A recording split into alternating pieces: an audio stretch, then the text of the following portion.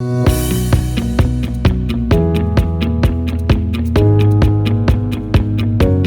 I would like to introduce to you our whole range of industrial 3D printers. XYZprinting comes traditionally from desktop range, and a couple of years ago we decided we wanted to be part of the industrial revolution, and that's why we prepare, and now this year we are releasing an industrial range of 3D printers.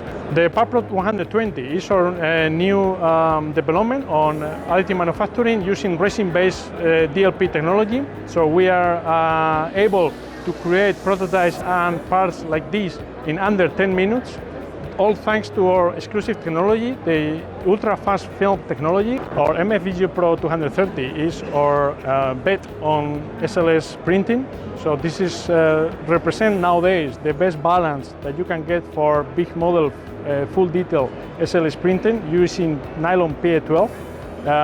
We are fairly proud of the balance we achieved by volume, 230 cube centimeters, and by price and specifications.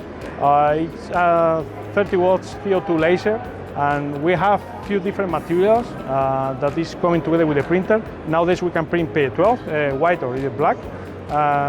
We will release in 2020 our TPU material and also our PP-like material as well.